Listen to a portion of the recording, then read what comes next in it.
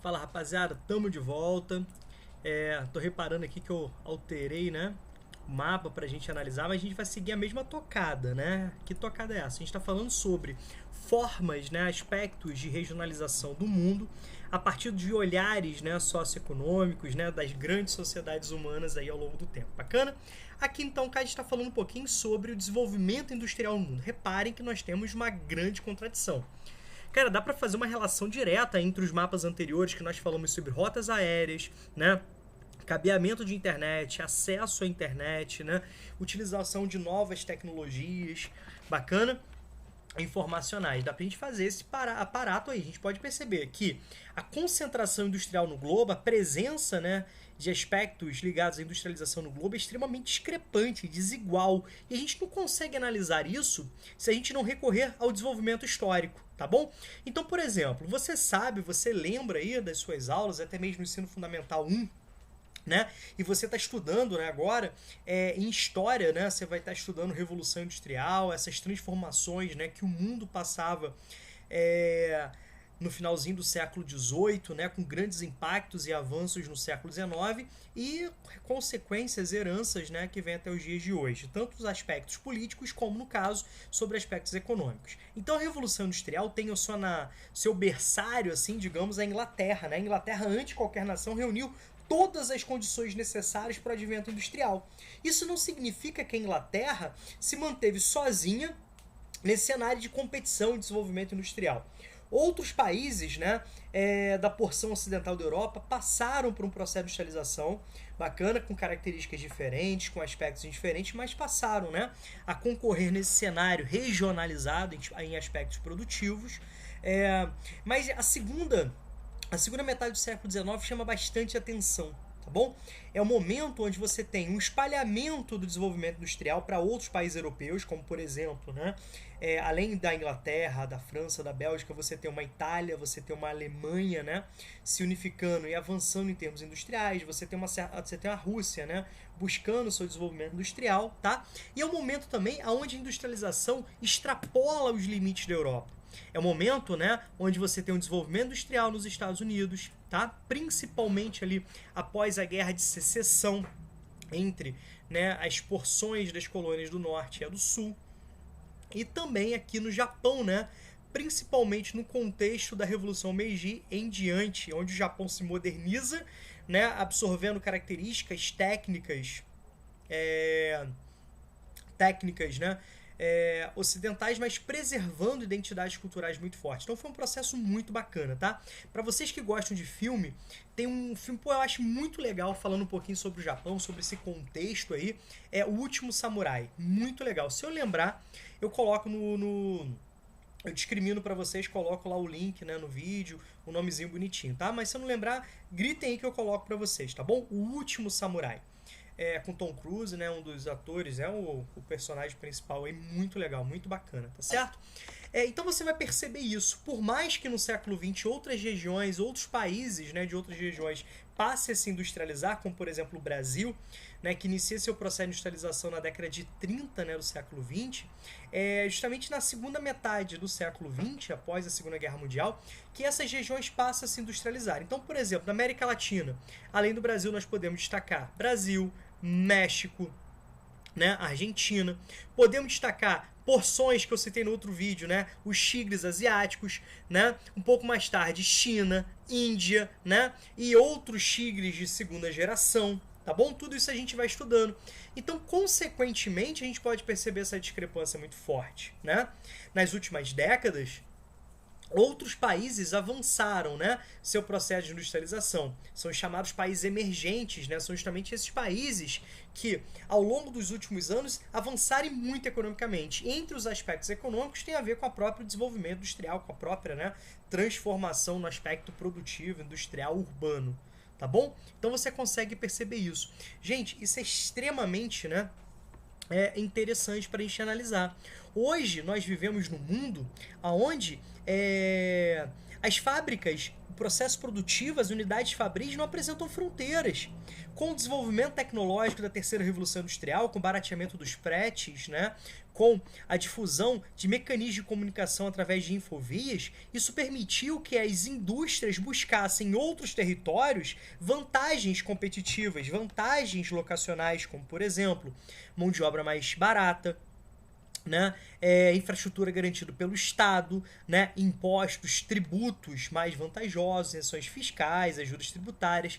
A isso nós chamamos de guerra fiscal ou guerra dos lugares. Você fala, como assim, Rômulo? Guerra dos lugares ou guerra fiscal? Então a gente vai perceber que muitos estados, né, atraem indústrias tentando ofertar condições dessas indústrias produzirem barato, bacana, do que em outras partes. E um dos aspectos importantes para fazer o barateamento do preço, né, da produção é justamente reduzindo os impostos, reduzindo os tributos, né, produtivos, territoriais, até mesmo criando isenções fiscais, tá bom? Então você pode perceber que as indústrias também vão em busca onde você tem uma região onde os sindicatos são fracos ou a organização sindical, né, é inexistente, tá certo? Onde a legislação ambiental é muito flexível, tá bom? Até mesmo, né, são frágeis a legislação sobre o trabalho, sobre os aspectos ambientais. Então, com isso, o mundo se tornou uma grande fábrica, ou um potencial, né, para se tornar uma grande fábrica. Romulo, onde você quer chegar? Eu quero chegar que antigas áreas de grande destaque e desenvolvimento industrial, ao longo do século XIX, século XX, bacana, hoje passam, né, por um processo de desconstrução industrial, dentro de uma lógica chamada de deseconomias de aglomeração. Então, aquilo que era econômico aglomerar, fábricas atraindo fábricas, indústrias atraindo indústrias, né, indústrias atraindo outras indústrias de outros segmentos, agora já não é mais econômico aglomerar. A lógica agora, né, que é deseconômico aglomerar, tá bom? Então o econômico é você desaglomerar em busca de fatores locacionais, em busca, né, desses fatores que eu citei para vocês, tá bom? Talvez, se eu citar um país, isso vai fazer muita clareza para vocês. Se a gente pensa em um produto industrializado, a gente pensa onde? China, por exemplo. Né? Obviamente, não somente a China. O que a China se destaca no mundo? Por receber muitas indústrias, sobretudo no final do século, nas últimas décadas, né, do século XX, finalzinho dos anos 70, início dos anos 80, onde esse processo de abertura econômica da China, durante o governo de Deng Xiaoping para frente, né, passa a garantir condições favoráveis para atrair indústrias no mundo.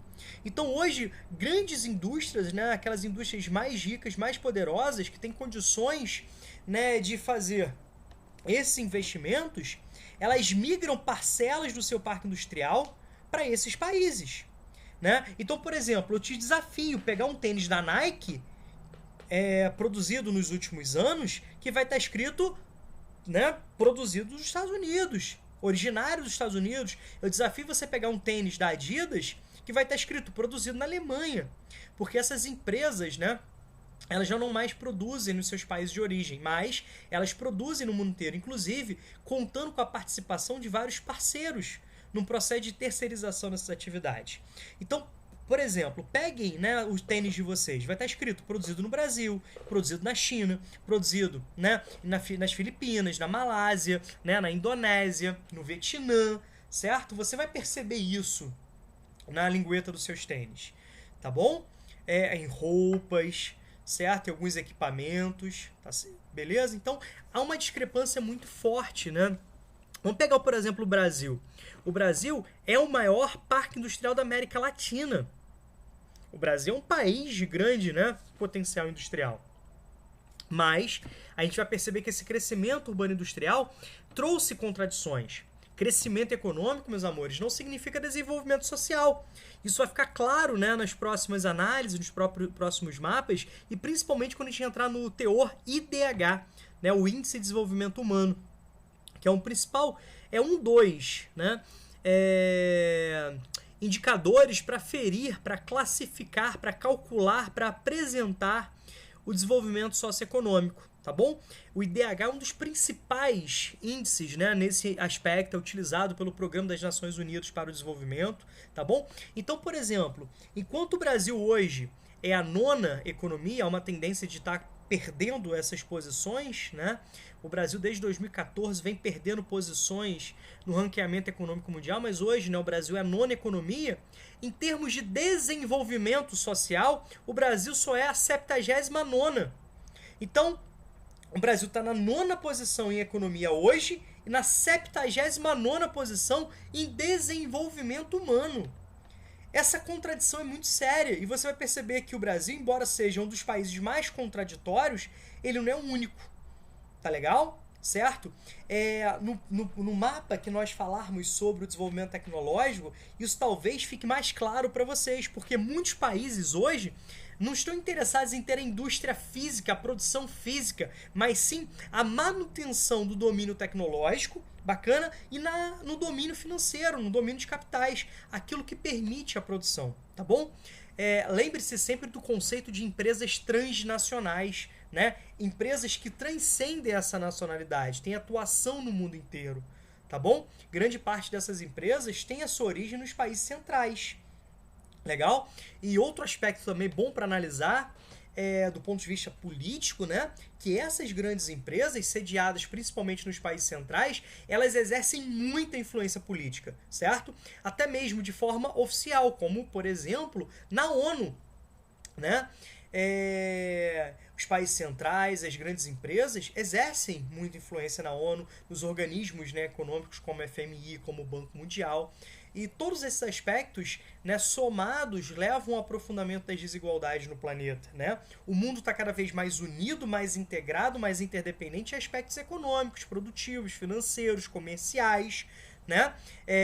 Mas em aspectos socioeconômicos a pobreza avança, o abismo da desigualdade avança, tá bom? É isso que a gente vai estar analisando nos próximos mapas e você pode fazer uma relação direta com a capacidade de produção industrial, tá bom? Que perpassa pelo desenvolvimento tecnológico, perpassa para outros aspectos, tá bom? Então no próximo vídeo a gente dá prosseguimento a essa análise, né, sobre as regionalizações, as desigualdades, os aspectos que marcam as sociedades humanas. Grande abraço, até daqui a pouco.